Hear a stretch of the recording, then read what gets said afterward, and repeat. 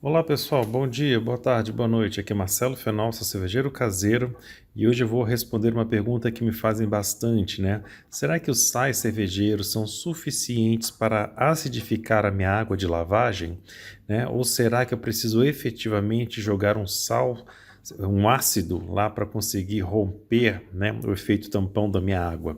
Então a resposta disso, meus amigos, vai depender muito da sua água, da fonte da sua água. Aqui no Brasil, as águas públicas, né, na maioria das regiões, são águas de superfície, são águas que têm uma dureza muito baixa, uma presença de carbonatos muito baixa.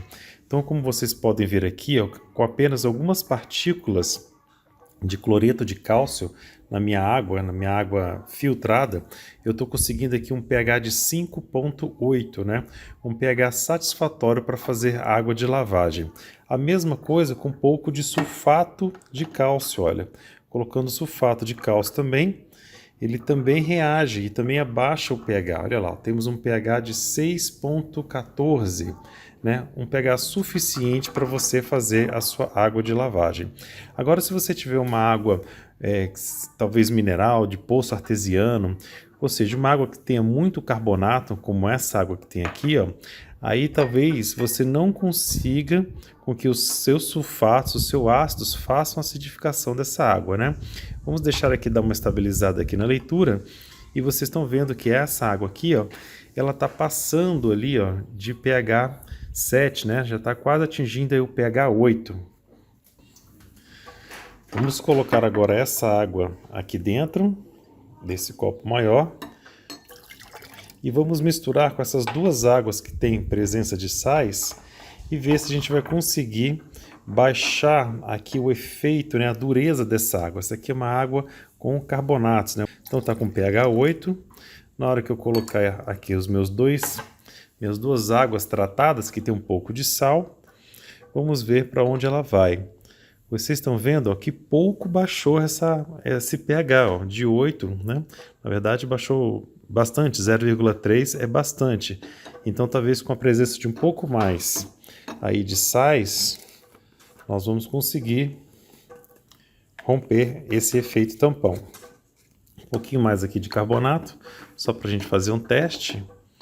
E a gente vai ver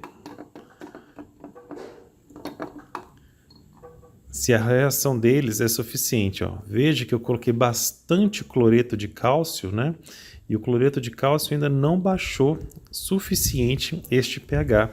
Por quê? Porque a presença dos carbonatos dessa água está tão alta, né, dessa água mineral, está tão alta que ela não deixa, né, ela retém esse efeito de acidificação. Então, nesse caso, sim, eu precisaria talvez de um ácido complementar, porque do contrário, eu vou ter que colocar tanto sal desses para romper isso que a minha cerveja certamente vai ficar salgada. E aí, uma gotícula ali de ácido vai ser suficiente para a gente romper esse efeito tampão. Vamos fazer um teste? Eu tenho aqui uma solução de ácido lático, né? Ela está 85%.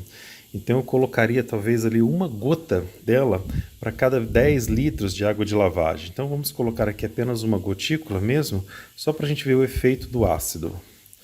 Aqui, uma gota. Vamos deixar misturar bem. E ver se o efeito do ácido foi suficiente para quebrar o efeito tampão. Olha, com apenas uma gota, a gente já vê o pH caindo para 6,9. Tá vendo? Ou seja, com uma gota eu consegui romper o efeito tampão e fazer essa água baixar de pH. Assim que ele terminar de reagir, ele leva mais um tempinho, a gente vai conseguindo abaixar alguns pontos. Já está ali para 6,8 de pH, uma água que não vai extrair taninos da sua cerveja.